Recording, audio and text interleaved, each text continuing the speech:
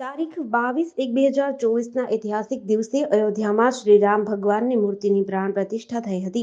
આ શુભ દિવસે અયોધ્યા નગરીમાં પ્રત્યક્ષ સાક્ષી બનેલ દરેક સાધુ સંતોને યાદગીરી રૂપે પૂજામાં રાખવા માટે શ્રીરામ જન્મભૂમિ તીર્થક્ષેત્ર તરફથી એક કાળા પથ્થરનો નાનો ટુકડો ભેટમાં મોકલવામાં આવ્યો છે.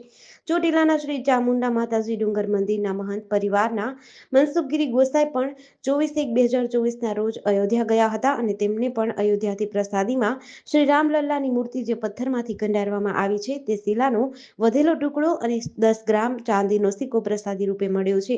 આ પથ્થરનો ટુકડો કોઈ સામાન્ય પથ્થરનો ટુકડો નથી, પરંતુ જે મોટી પથ્થરની શિલામાંથી ભગવાન શ્રી રામની દિવ્ય મૂર્તિનું નિર્માણ થયું છે. તે દિવ્ય મૂર્તિના નિર્માણ બાદ જે પથ્થરના ટુકડા બચ્યા હતા તેમનો આ પવિત્ર પથ્થર છે. આ બાબતે શ્રી ચામુંડા માતાજીના મહંત પરિવારના મનસુખગીરી ગોસાઈએ જણાવ્યું કે આ પવિત્ર પથ્થર મેં પૂજામાં રાખ્યો હતો અને તેના નિત્ય દર્શન અને પૂજા પણ થતા હતા.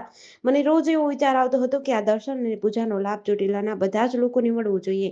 હાલ જ્યારે મને રામનવમીના દિવસે ચોટીલાથી ધારસી બાપુની જગ્યા કે જે મોટી જગ્યાના નામથી પ્રસિદ્ધ શ્રી રામજી મંદિરમાં મહાઆરતીનો લાભ લેવા માટે આમંત્રણ મળ્યું, ત્યારે મને એવો વિચાર આવ્યો કે જો આ પથ્થર રામનવમીના શુભ દિવસે અહીં રામજી મંદિરમાં કાયમી સ્થાપિત કરવામાં આવે તો ચોટીલાના દરેક રામ ભક્તોને દરરોજ આ દર્શનનો લાભ મળી શકશે.